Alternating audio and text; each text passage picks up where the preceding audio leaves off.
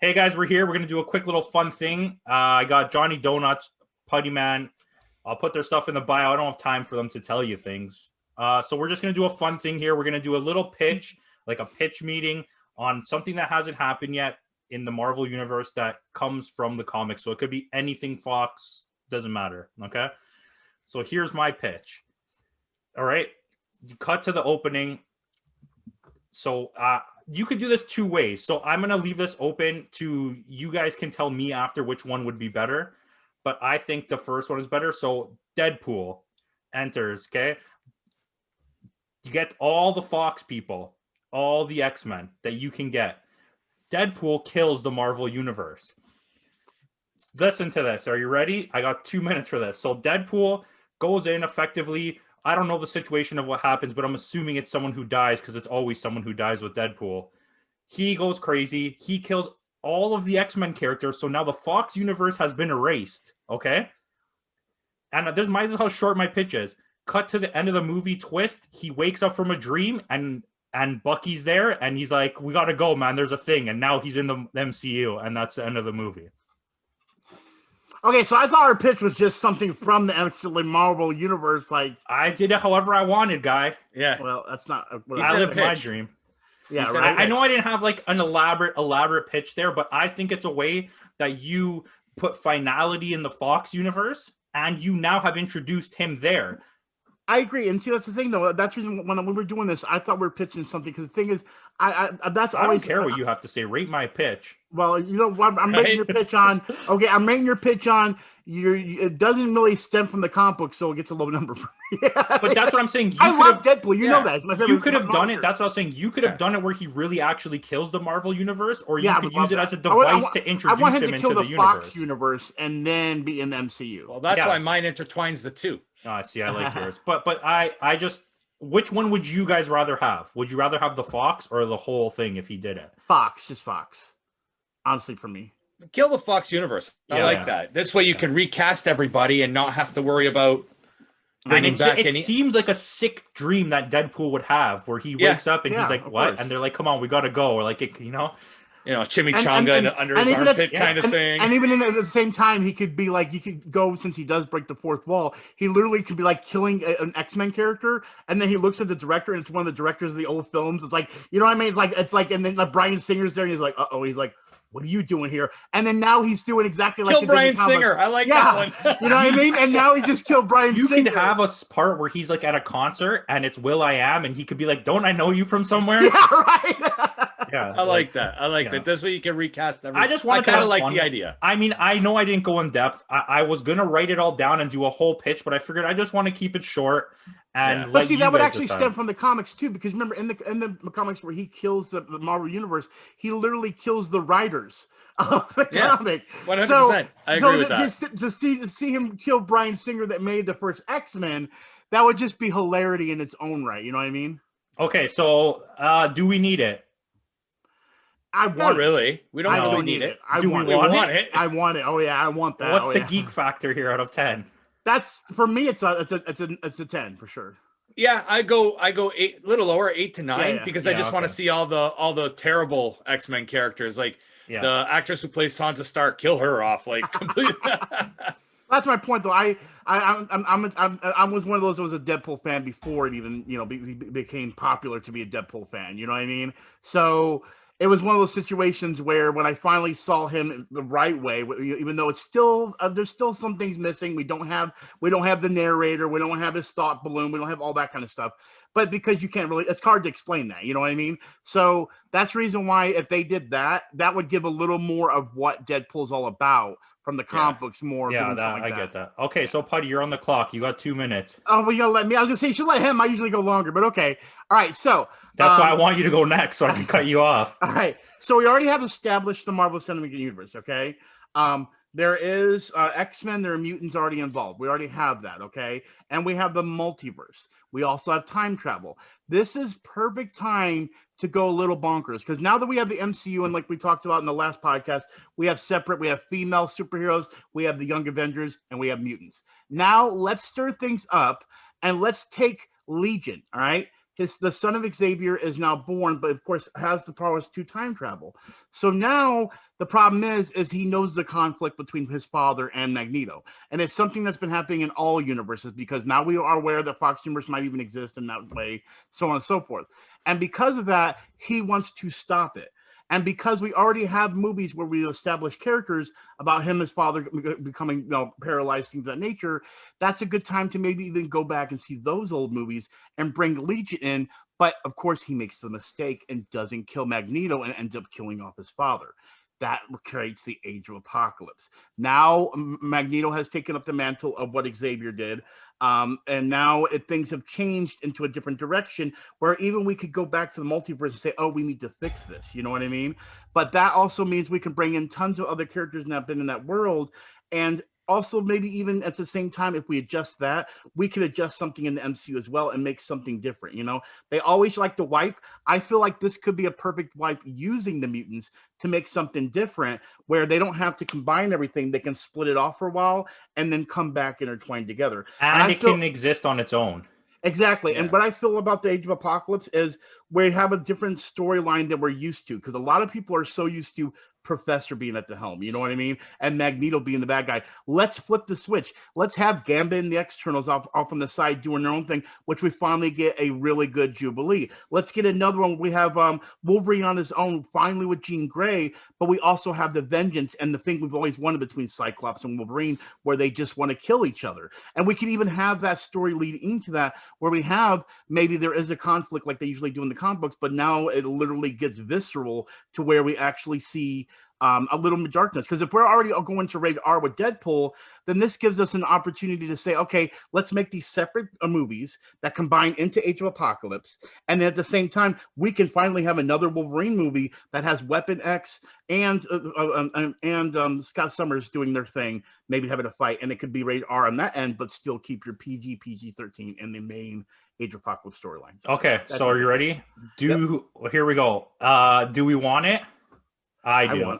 I'm on the fence about that one, but I could see that happening. I think I want that.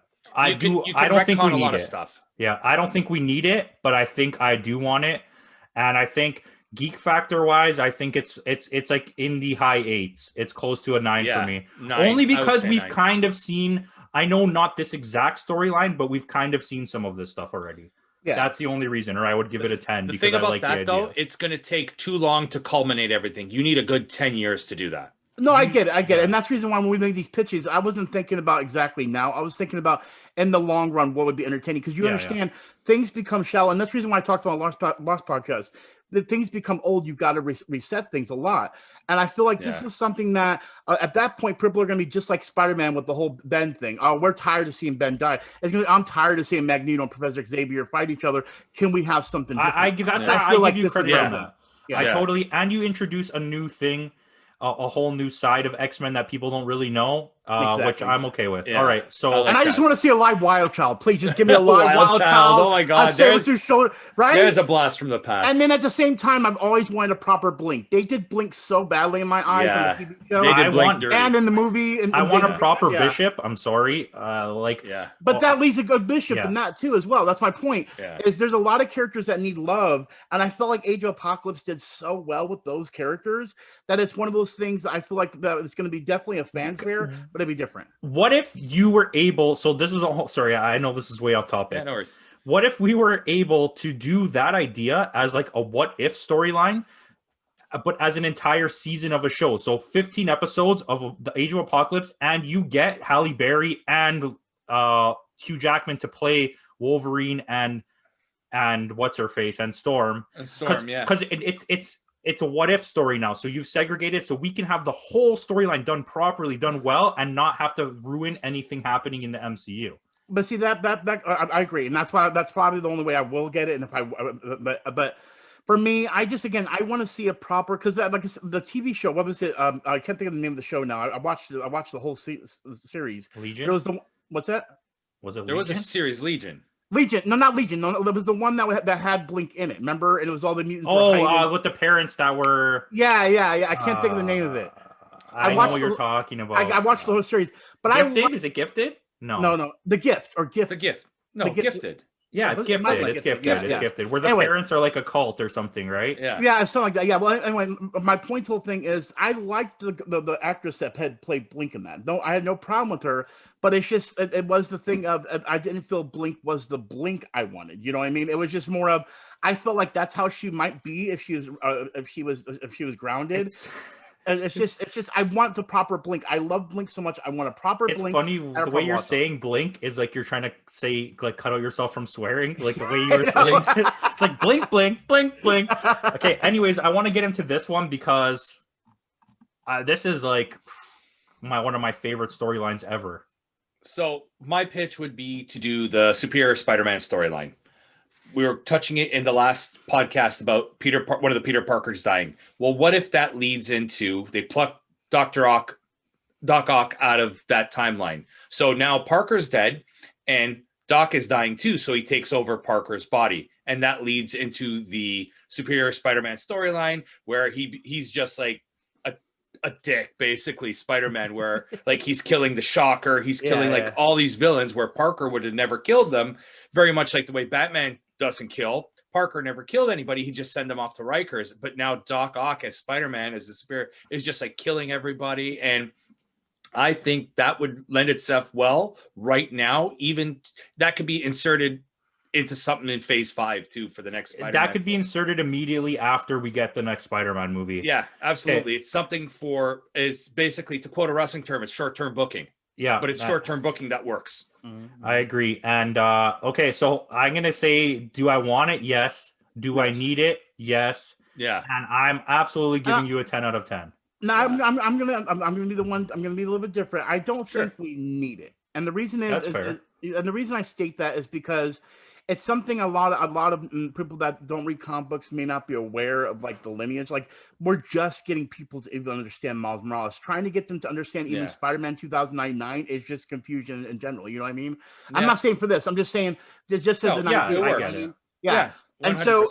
And that's the reason why I felt like even when I said my Age of Apocalypse, I totally agree. It's a thought that's distant. It's just something that might be what if. I think that's the reason why I feel like that this one, the reason why I don't feel it's needed is because we have so many links right now that we already have with the Sinister Six, people wanting that, and the Maximum Carnage thing is also still something in the back of people's heads that I think going down that road is going to make things a little bit more like knotted, I guess you could say. So it's not downfalling it. Oh, no, not at all.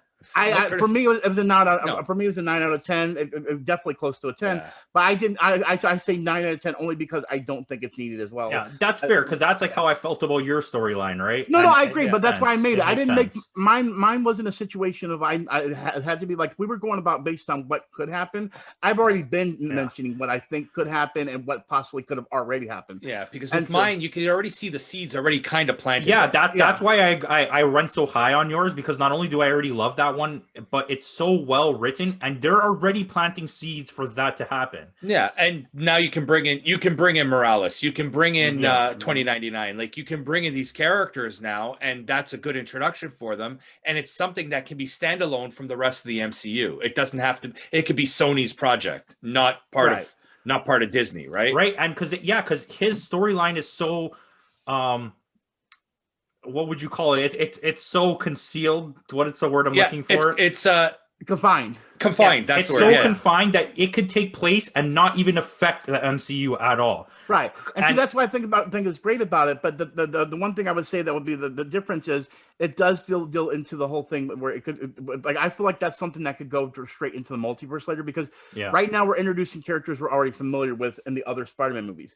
Come later on and then do something like that, that's going to twist it on its, and then you could recast characters as well in that situation to fit that more. But this is where I see it working because mine and yours, even though we said it, they could all be what if storylines to be honest, but mine and yours directly kind of fit more into the MCU where his can literally be a Sony spin-off movie like Venom that doesn't affect anything. And ours kind of have to take place in the MCU.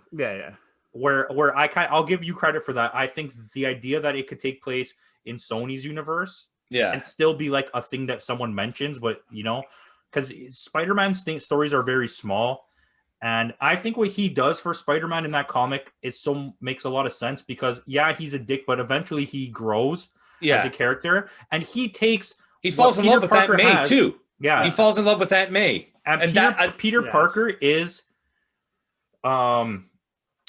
he's like a super genius, and unlike Batman or Iron Man or these guys, he doesn't use that to make money.